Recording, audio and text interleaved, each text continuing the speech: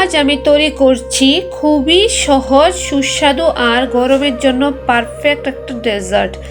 আম আর সুজি দিয়ে খুব কম উপকরণে খুব অল্প সময়ে এই মজাদার রেসিপিটি তৈরি করা যায়, যার জন্য বিন্দুমাত্র তেল দরকার হবে না। ঝটপট তৈরি হয়ে যাবে ভীষণই টেস্টি একটা ডেজার্ট রেসিপি। প্রথমে আমগুলি কেটে সুন্দর করে এভাবে কেটে নেব। তারপর আমের পাল্পগুলো আমি একটা মিক্সার গ্রাইন্ডারের মধ্যে নিয়ে নেব।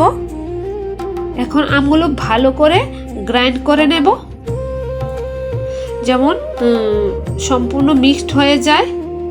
তার মধ্যে সামান্য জল দিয়ে দেব গ্রাইন্ড যদি ভালোভাবে না হয়। তারপর কিছু আমের পাল্প একটা বাটিতে সরিয়ে রাখবো। তার মধ্যে আমি দিয়ে দিলাম আমি এখানে 100 গ্রাম সুজি, আর তার চেয়েও কম 100 গ্রামের থেকেও কম চিনি ব্যবহার করলাম, আর সামান্য নুন। আরেকদিকে আমি 250 ml দুধ নিলাম একটা পাত্রের মধ্যে। এখন দুধটা জাল করব। 3 থেকে 4 পিস এলাচি গুঁড়ো আমি ভেজে নিচ্ছি, আর এদিকে আমি দুধটা জাল করছি।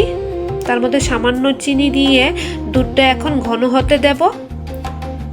তার মধ্যে দিয়ে দিলাম মিল্ক পাউডার। দুধটা ঘনত্ব যেমন তাড়াতাড়ি হয়ে যায়। এই দেখুন এভাবে নেড়ে চেড়ে তার মধ্যে দিয়ে দিলাম এলাচির গুঁড়া। ভেজে রাখা এলাচির গুঁড়াগুলো দিয়ে ভালো করে এখন ঘন করে নেব। আর এখানেও দিয়ে দেব কিছু এলাচের গুঁড়া।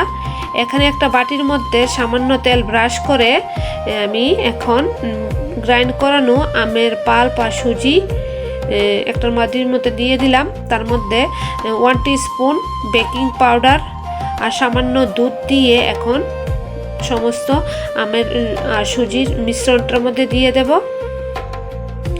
10 থেকে 15 মিনিটের জন্য আমি ঢেকে রাখলাম। আর ওইদিকে আমি একটা কড়াইয়ের মধ্যে জল বসিয়ে দিলাম। তার মধ্যে আমের পাল্পগুলো দিয়ে ঢেকে দেব। খুব সহজে এটা তৈরি করা যায়। খুব কম উপকরণে খুব অল্প সময়ে এই মজাদার রেসিপিটা তৈরি করা যায়। সুজির নরম টেক্সচার আর পাকা আমের প্রাকৃতিক মিষ্টি স্বাদ একসঙ্গে এক অসাধারণ কম্বিনেশন তৈরি হয়। এই দেখুন আমার কেকটা তৈরি হয়ে গেল সুজি আর আমের মিশ্রণের। তার মধ্যে আমি একটা কাঁটা চামচ দিয়ে এভাবে ছিদ্র করে দেব। আগে থেকে ঘন করে রাখা দুধ আমি একটা বাটির মধ্যে নিয়ে নিলাম। দুধটা সম্পূর্ণ ঠান্ডা হবে না, হালকা হালকা গরম অবস্থায় থাকতে হবে। এখন তার মধ্যে মিশিয়ে নেব আগে থেকে মিক্সার করানো আমের কাঠটা ভালো করে দুধের সাথে মিশিয়ে নেব। এই দেখুন খুব ভালো করে দুধের সাথে মিশিয়ে নেব একটা কাঁটা চামচের সাহায্যে। এই দেখুন খুব সুন্দর করে ঘন হয়ে গেল, মিশে গেল। এখন আমি ওই আমের কেকটার উপর এভাবে ছড়িয়ে দেব। এই কথাটা মাথায় রাখতে হবে, কেকটা কিন্তু গরম গরম অবস্থায় ছড়িয়ে দিতে হবে দুধটা, তাহলে দুধটা ওই কেকের মধ্যে প্রবেশ করবে। এখন আগে থেকে কেটে রাখা আমের কিউবগুলো দিয়ে আমি খুব সুন্দর করে এভাবে সাজিয়ে নিলাম। বাড়িতে অতিথি এলে সবাইকে চমকে দিতে এই ডেজার্ট একবার অবশ্যই বানিয়ে দেখুন। আশা করি রেসিপিটা আপনাদের খুবই ভালো লাগবে।